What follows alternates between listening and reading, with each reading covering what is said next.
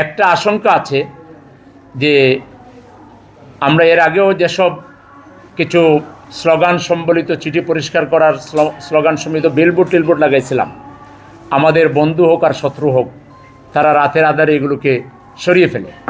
তো এখন আমরা 20টা বিন স্থাপন করেছি গোটা সিটিতে।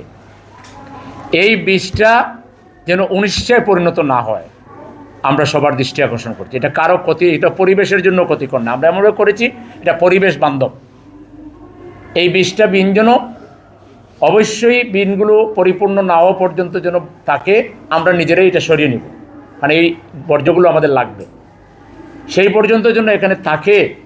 আমরা নগরবাসীরও দৃষ্টি আকর্ষণ করছি, সাংবাদিক ভাইদেরও সহযোগিতা কামনা করছি, সিটি প্রশাসনের সহযোগিতা কামনা করছি।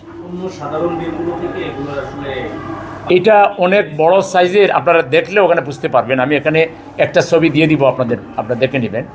এটা একটা বুথে 3টা বক্স আলাদা আলাদা, যেগুলো পচনশীল এটার জন্য একটা, যেগুলো ড্রাই এটার জন্য একটা, আর আদার্স যেগুলো এটার জন্য একটা। 3টা ইয়েতে ভাগ করে এটা করা হয়েছে এবং এটা দেখতেও খুব সুন্দর, টেকসই, পরিবেশ বান্ধব এবং এটা আমরা করেছি যাতে করে এটা আমরা কাজে লাগাতে পারি। এটা একটা মডেল, মানে বিন বলতে তো ওই বিন থেকে অনেক সময় দুর্গন্ধ ছড়াবে, এটা সেরকম না।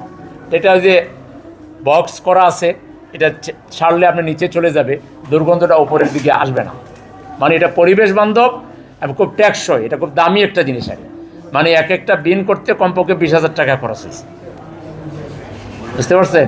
তো সেই জন্যে এই বিনগুলো আমরা লাগিয়েছি। আমরা আরও বেশি লাগাইতে পারতাম, কিন্তু আমরা দেখেছি অনেক সময় এই জিনিসগুলো চোরেরা হোক আর রাজনৈতিক চোরেরা হোক, যে কোনো চোরেরা হোক, এটা মাঝে মধ্যে এরকম নষ্ট করে ফেলার চেষ্টা করে, এগুলোকে ছিনতাই করার চেষ্টা করে, গুম করার চেষ্টা করে। এই জন্য আমরা বেশি যাতে আমাদের ক্ষতি না হয়, আমরা কম পরিমাণ করেছি। এইটুকু হইলেও আমাদের যেটা দরকার এটা কাভার হয়ে যাবে ইনশাআল্লাহ।